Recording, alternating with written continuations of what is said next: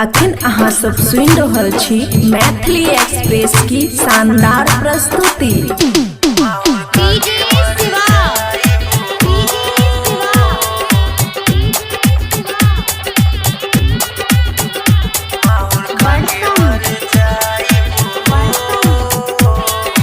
आप सुन रहे हैं सिंगर जयनाथ ज्वाला को। खुशी रिकॉर्डिंग स्टूडियो बलुआहा।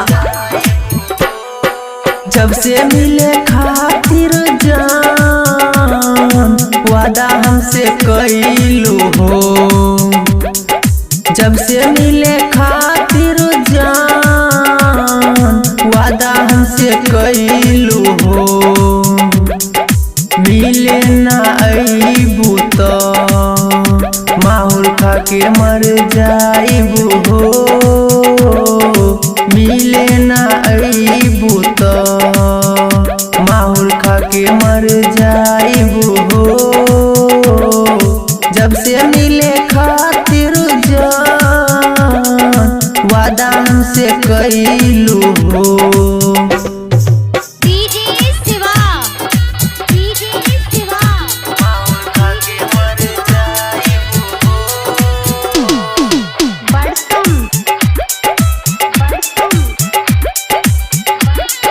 खुशी रिकॉर्डिंग स्टूडियो बलुआहा।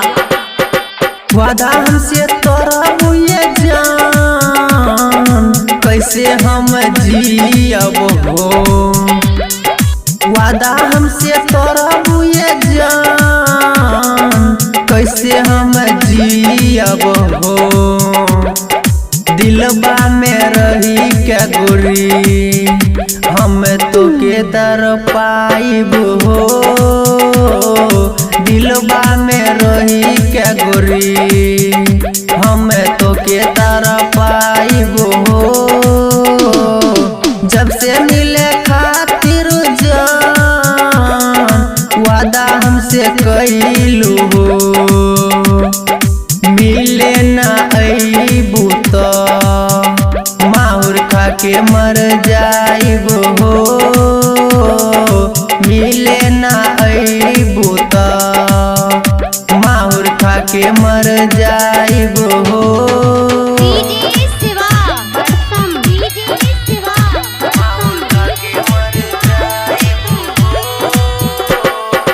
जाय छी ते जोगे गोरी कबो हमर याद अइतौगे, जाय छी ते जोगे गोरी कबो हमर याद अइतौगे, पल पल पल पल गोरी तोरा बहुते सतैतौगे, पल पल पल पल गोरी तोरा बहुते सतैतौगे।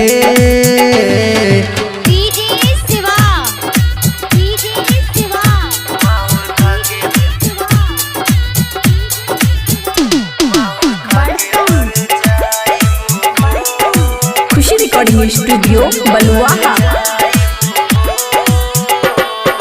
हमारा सतैबी तो गोरी तोहरो सतैबौगे, हमारा सतैबी तो गोरी तोहरो सतैबौगे, जहाँ तू रहबी गोरी याद जयनाथ के अइतौगे, जहाँ तू रहबी गोरी याद साजन के अइतौगे।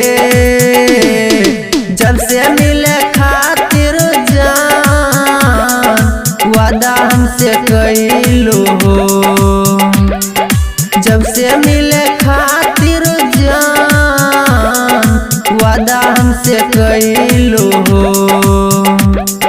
मिले ना अइबू तो माहुर खा के मर जाइब हो,